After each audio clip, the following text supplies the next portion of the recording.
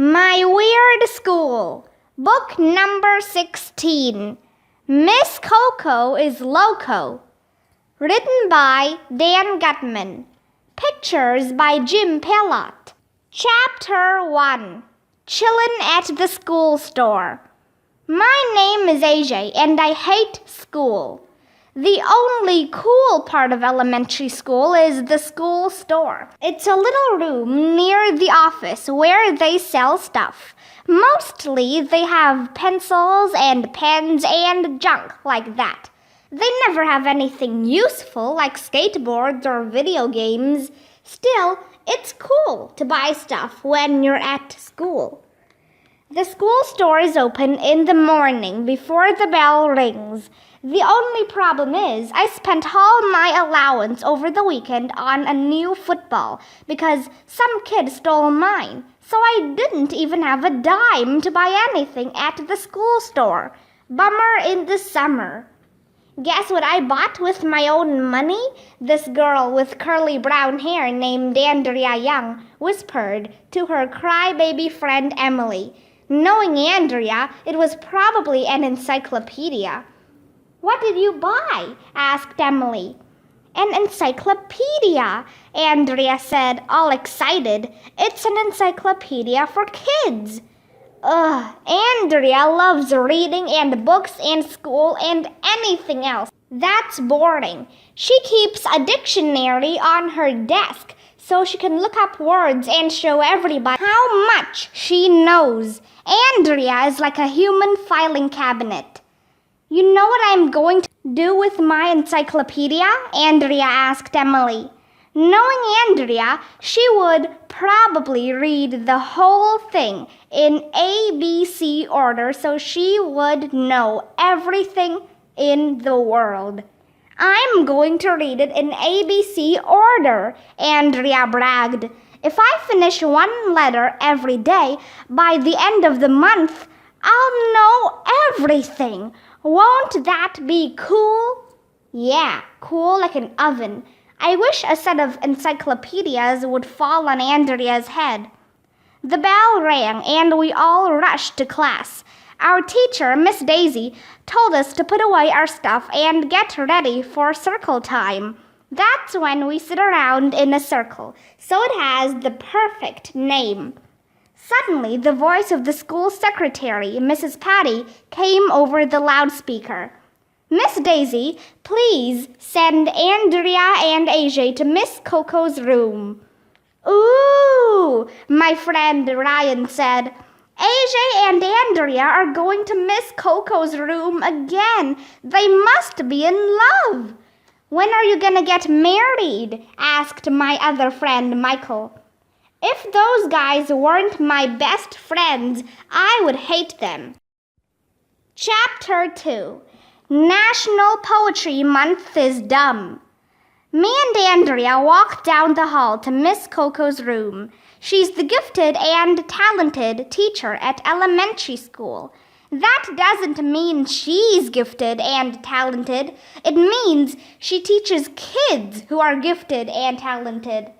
Me and Andrea are the only ones in Miss Daisy's class who are in the G&T program. Don't ask me how I got in. The only talents I have are burping the alphabet and making farting noises with my armpits. But we all had to take a dumb test, and afterward, Miss Coco decided I was gifted and talented. I hate being gifted and talented. I don't want to be a gifted and talented nerd like Andrea. Guess what, Arlo? Andrea asked as we walked down the hall. She calls me by my real name because she knows I hate it. Your butt, I replied. Anytime anyone says, guess what, you should always say your butt. That's the first rule of being a kid. I'm taking a speed reading class after school so I can read faster, Andrea bragged. Andrea takes classes in everything. If they gave a class in blowing your nose, she would take that class so she could get better at it. Wow, I said. It must be wonderful being you. That's called sarcasm. It's when you say exactly the opposite of what you really mean. Sarcasm is fun, especially when you're talking to someone you hate, like Andrea. Arlo, did you know that aardvarks eat termites? Andrea said. And did you know that ants rarely live more than 60 days? She must have been working on the letter A in her encyclopedia. Sure, I lied. Any dumbhead knows that stuff. We walked 1,100,000 miles until we got to the G&T room. Miss Coco wasn't there yet. She has posters of geniuses like Albert Einstein and Thomas Edison and the Beatles on the wall.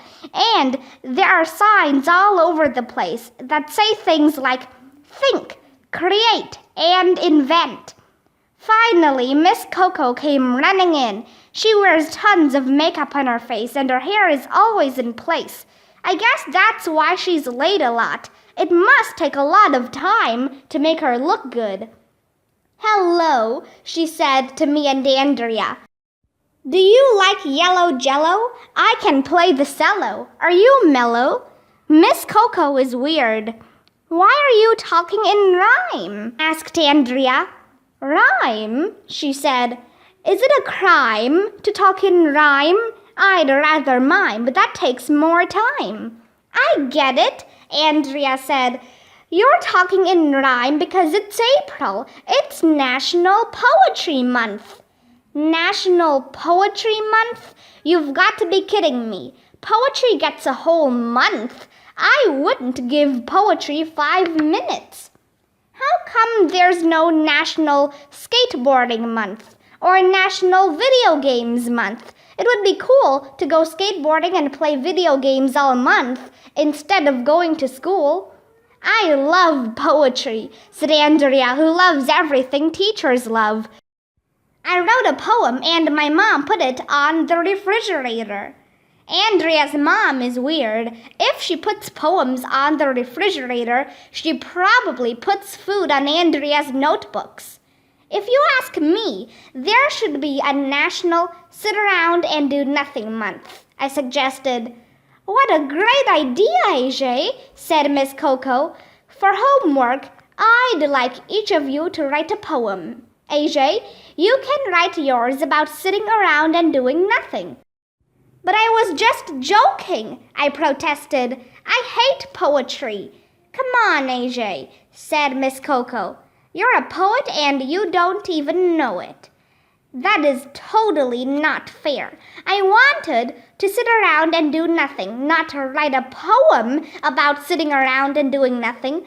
Poetry is dumb, and now I have extra homework to do.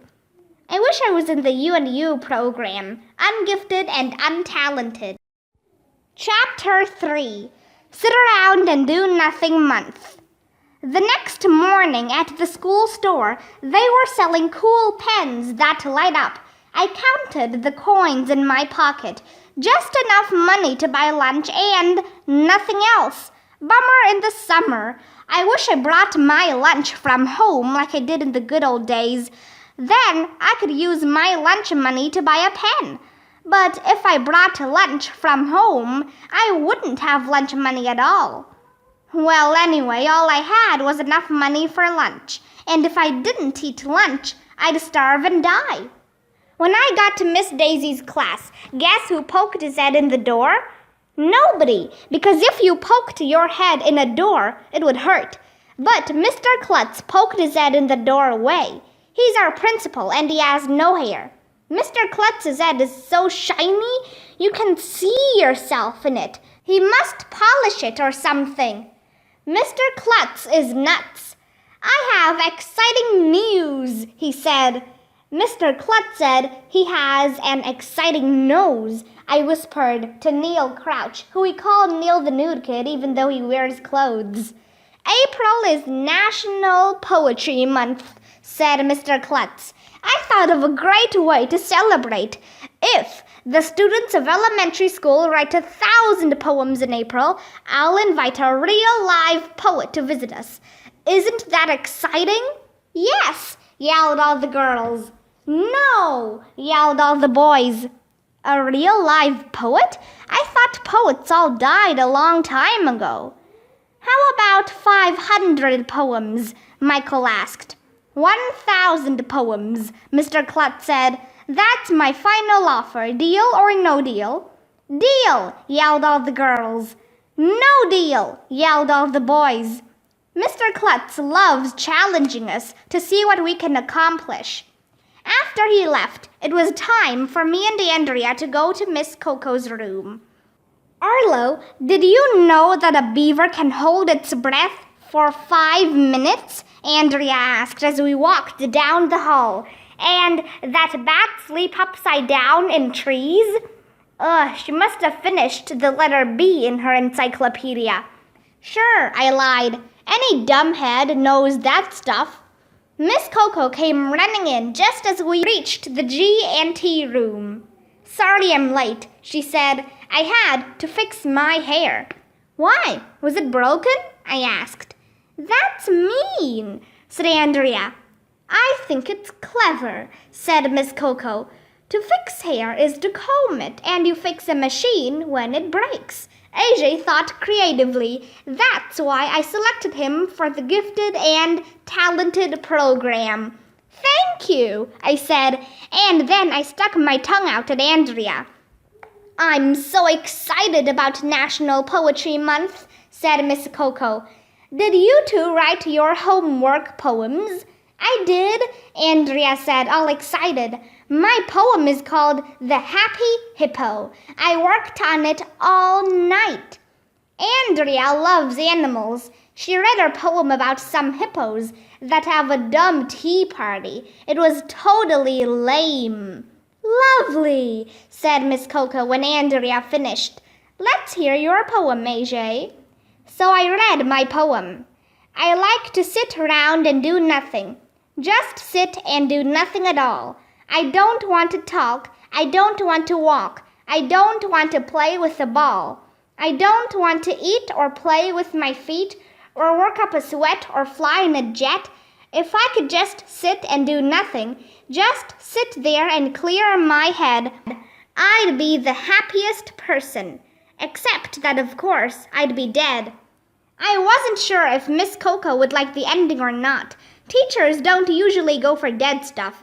But when I looked up, there were tears running down her cheeks. That's the saddest poem I've ever heard, she said, grabbing a tissue to wipe her face. Huh? I said. AJ, your poem was simple, yet it was so moving, so honest, so free.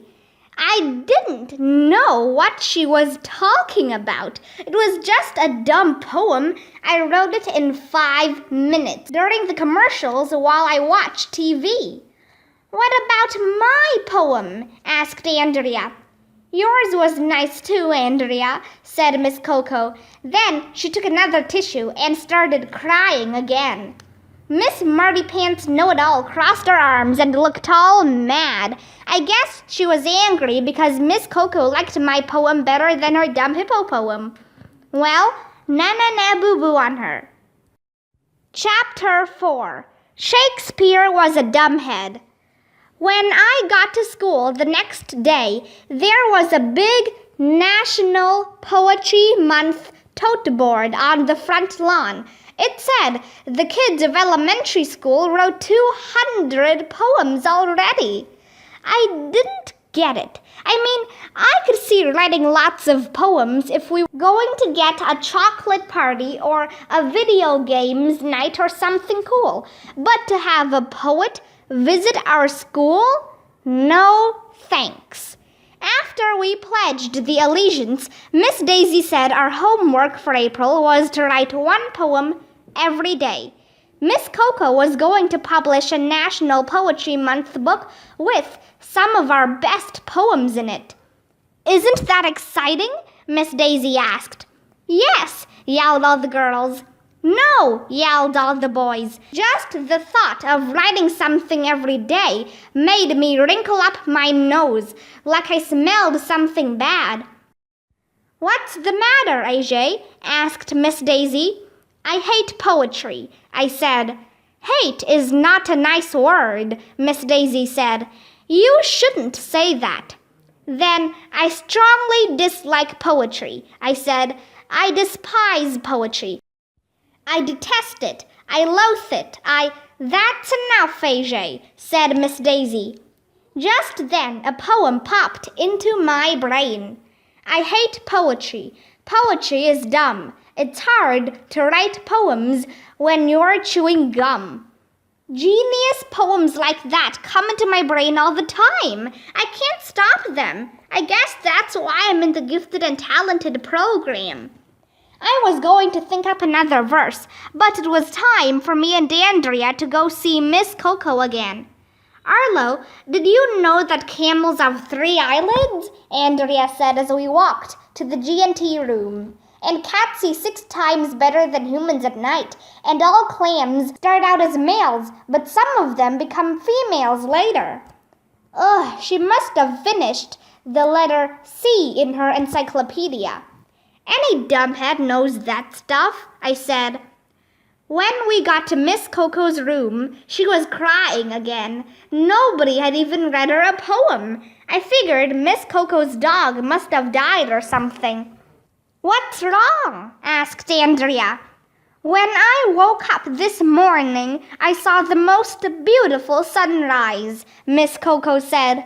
I don't know what came over me. It just made me want to cry. Man, that lady will cry over anything. She's worse than Emily.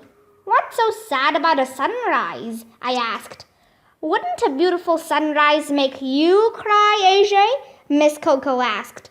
No, I said. A sunrise could make me cry, said Andrea, who always agrees with everything grown-ups say.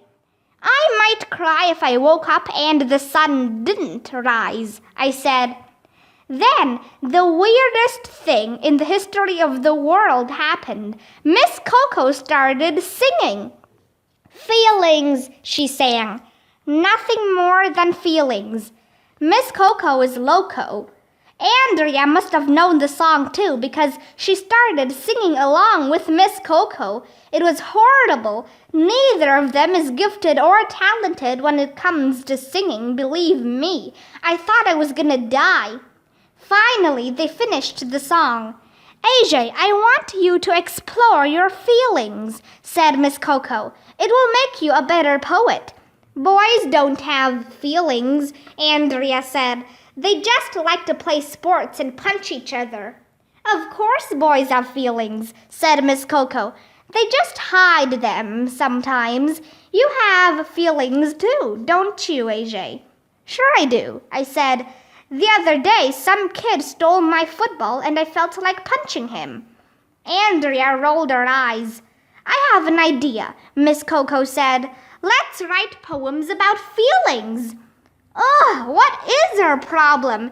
Every time I say anything about anything, Miss Coco makes me write a poem about it. She gave us each a piece of paper and a pencil. I didn't have any genius ideas, so this is what I wrote.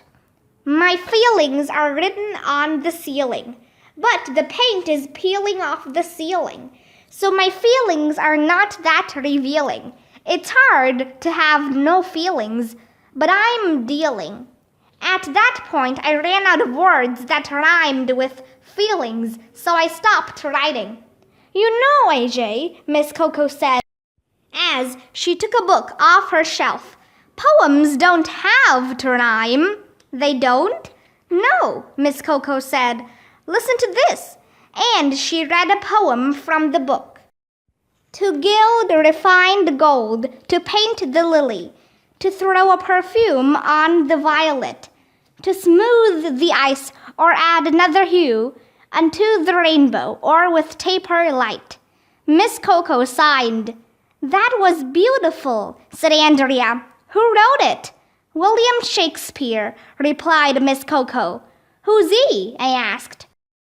Only the most famous writer in the world, Andrea said. Well, he was a dumbhead, I said. That poem made no sense at all. Poems don't always have to make sense, said Miss Coco. Sometimes they just paint a word picture. What? Poems don't have to rhyme and they don't even have to make sense? That just proves my point. Poetry is dumb. You just put a bunch of words in any old order and call them a poem. Suddenly, I got the greatest idea in the history of the world. But I'm not going to tell you what it was. Okay, I'll tell you. But you'll have to read the next chapter. Haha, in your face.